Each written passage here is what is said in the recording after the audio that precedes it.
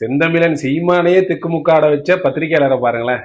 பிரபாகரனுடைய ஒரு அண்ணன் மகன் கூட வந்து சொல்றாரு, அவர் வந்து இப்படிதான் பேசணும் அப்படிங்கறன்னு சொல்றாங்க. பெரியாரு அண்ணன் மகன், நான் பெரிய பிரபாகரனுக்கு மூத்த மகன்.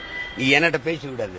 பிரபாகரனுடைய அண்ணன் மகன், பிரபாகரன் அண்ணன் மகனுக்கு இந்த பிரபாகரன் முன்னெடுத்த போராட்டத்துக்கு விடுதலை போராட்டத்துக்கு சம்பந்தம் இருக்கா? எதையாவது பேசிக்காதீங்க தம்பி. இல்ல அவங்க கேக்குறாங்க இந்த மாதிரி வந்து அவர் வந்து கூட இருந்து தெரியல அப்படிங்கிற மாதிரி சொல்றாங்க. உங்களோட கருத்தை மட்டும். கூட இருந்தாரா? நான் என் பாட்டி தாத்தாவோட கூட இருந்தேன் அப்படிங்கிற மாதிரி. என் பாட்டி தாத்தா கூட இருந்தாங்க, அவங்க சொன்னது தெரியும். பாட்டி தாத்தா வாழ்நாள் உள்ள இருந்தேன் அப்படின்னு சொல்லி அவங்க சொல்றாங்க.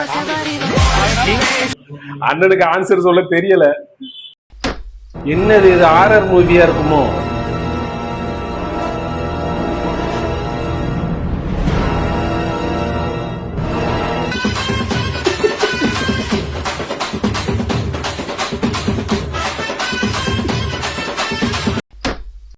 இசைக்கு எல்லையே கிடையாதுங்க பாருங்க.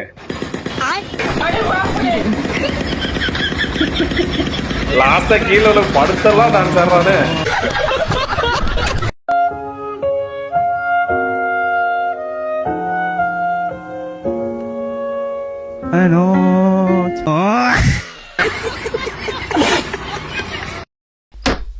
ஹாய் சலோ. அதெல்லாம் நீ சொல்லக்கூடாது. அதெல்லாம் நீ சொல்லக்கூடாது. உன்னை விட்டுட்டா நான் எப்படிடா? ஐ லவ் யூ டா. ஃபைனலா அந்த அக்காவோட ஆக்டிங் தான் வேற லெவலு. இல்ல கார் வாங்கிட்டா இன்னும் உங்க ஆத்தா பத்தா தாலி எடுத்து வித்தாடா வாங்கணும். என்னடா பென்ஸ் கார் வாங்கிட்டார் சீமான். பென்ஸ் கார் ஃபிளைட் வாங்கி ஓட்ட. ஃபிளைட் சொந்தமா ஃபிளைட். எங்க அம்மா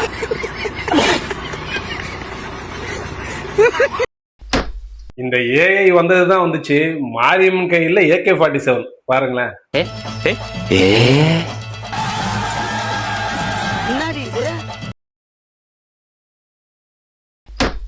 ஊர் திருவிழாவில் இவரோட கிரியேட்டிவிட்டி கொஞ்சம் பாருங்களேன். பேயில போமா இல்ல நீ ஒரு ஆர்டிஸ்ட். அந்த ஆடையை வெட்டுறது கூட பெரிய விஷயம் இல்ல, அந்த கழுத்துல இருந்து ரத்தம் பாயிற மாதிரி ஒரு செட்டப் பண்ணி வச்சிருக்காரு பாத்தீங்களா? அதுதான் இதுல ஹைலைட். பேசாம இவரை சினிமா டைலாக் எழுத அனுப்பிடலாம்னு நினைக்கிறேன். மின்னலை விழுங்கி மின்சாரத்தை கொப்பளிக்கும் அண்ணன் எடப்பாடியாரின் இதய துடிப்புகளே. டேய் என்னடா டயலாக் இது? எவன் எழுதி கொடுத்தானே அது இப்படி பேசிட்டு போறான்?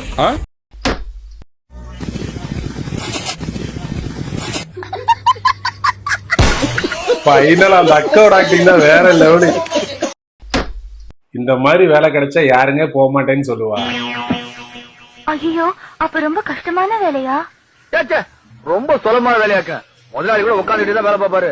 நம்ம வேலை அப்படி இல்ல, படுத்துக்கிட்டே பாக்குற வேலையாக்க.